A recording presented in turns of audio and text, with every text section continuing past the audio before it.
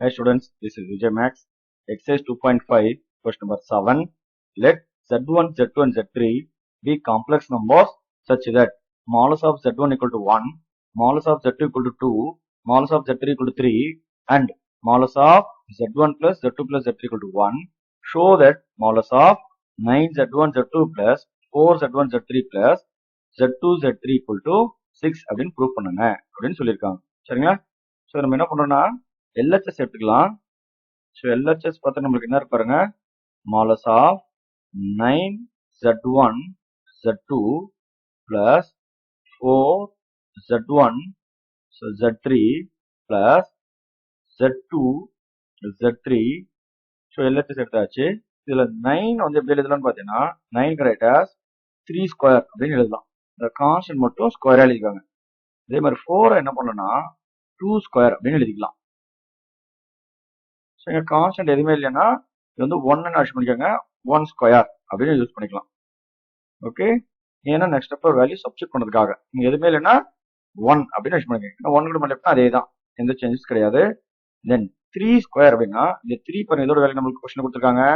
மாலஸ் of Z3 ஓட value நம்ம அப்படியே ரீப்ளேஸ் பண்ணுவோம். Modulus of Z3 whole square into Z1 Z2 plus இந்த 2 ஸ்கொயர் கொஸ்டின் 2 எது கொடுத்துருக்க பாருங்க, மாலஸ் ஆஃப் Z2 கொடுத்துருப்பாங்க.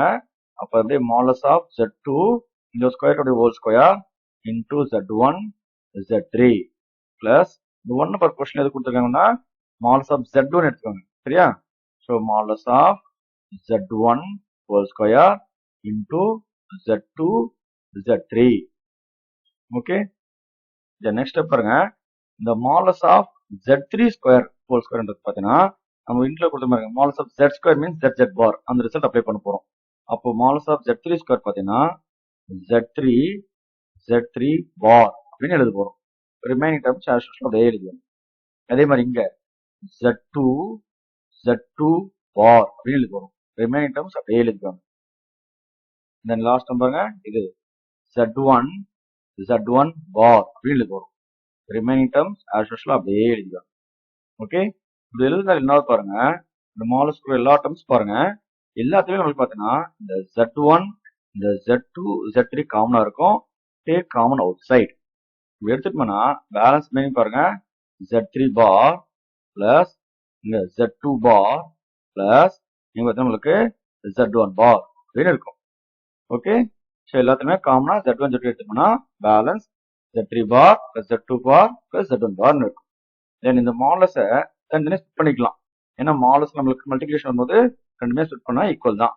அப்போ இது மாலஸ் ஆஃப் Z1 Z2 Z3 இது மல்டிபிள் டேர்ம், இதை தனியாகவும் ரிமைனிங் பார் வர டேர்ம்ஸை தனியாக எடுத்துக்காங்க. மாலஸ் of Z3 bar plus Z2 bar plus இது நம்மளுக்கு வந்து Z1 பார் அப்படின்னு அர்த்தம். தென் லெஃப்ட் சைட்ல பாருங்க, நம்மளுக்கு first டேர்ம்ல Z1 Z2 Z3 multiple இருக்கலாம், அதையும் நம்ம மாலஸ் தனித்தனியாக ஸ்பிட் பண்ணிக்கலாம். நம்மளுக்கு ரெண்டுமே ஈக்குவல் தான்.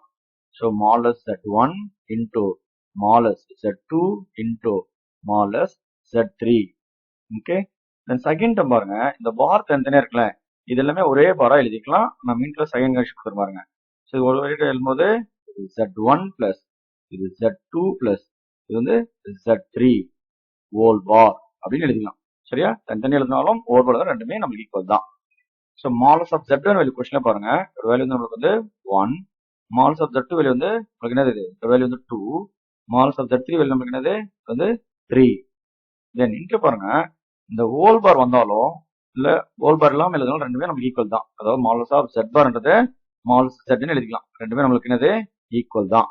அப்போ இங்க பார் போயிடுச்சுன்னா மாலஸ் of Z1 plus Z2 plus இது வந்து Z3.